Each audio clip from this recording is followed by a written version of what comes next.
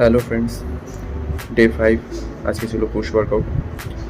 ফার্স্টে করেছিলাম flat bench press. এটা 3 সেট করে করেছিলাম।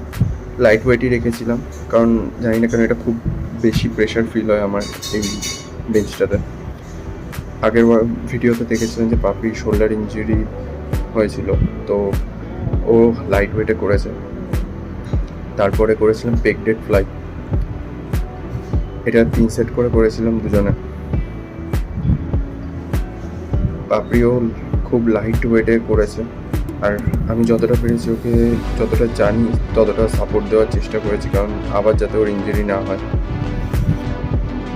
এখানে তারপরে করেছিলাম 2 সেট করেছিলাম এটা ইনক্লাইন বেঞ্চ প্রেস। এখানে ও আমাকে সাপোর্টই দিতে দিচ্ছিল না, তাও ভালোই করেছো। আমি একটু হেভি ওয়েটে গেছিলাম এটা, বাট আমার কাছে সেরকম ফিলই হয়নি। তারপরে করেছিলাম কেবিল ক্রস। আজকে খুবই লাইট ওয়েটের মাধ্যমে বেশিরভাগই মেশিন ওয়ার্কআউটই করেছি, যাতে ইঞ্জুরি থেকে বাঁচা যায়। আর যেহেতু পাপড়ির শোল্ডার ইঞ্জুরি রয়েছে, তাই জন্য আরও এটা আমরা 4 সেট করে করেছিলাম।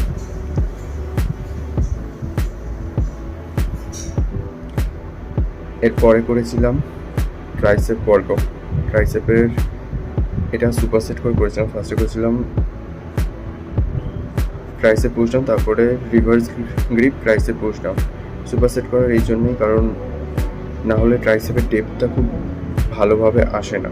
সুপার সেট করলে আমি মনে করি ট্রাইসেপের পাম্পও ভালো আসে, আর ট্রাইসেপের কাটিংও ভালো আসে। তারপরেই করেছিলাম বার ডিপস ট্রাইসেপ। এটা যেহেতু আমাদের মেশিন রয়েছে, তাই জন্য আমরা মেশিনেই করি। আর এটাতে আমি বেসিক্যালি হেভি যাওয়ারই চেষ্টা করি, কারণ আমি জানি না কেন এটা মারতে আমার খুবই বেশি ভাল লাগে অন্য ট্রাইসেপ ওয়ার্কআউটের থেকে।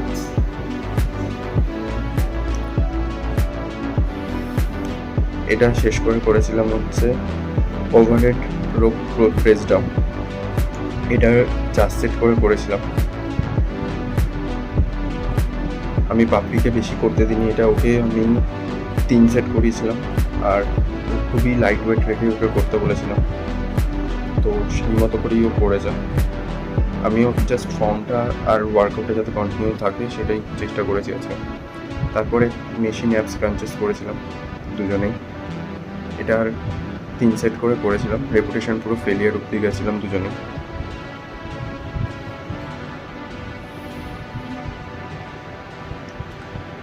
তারপরে সব থেকে ভালো effective workout Russian twist with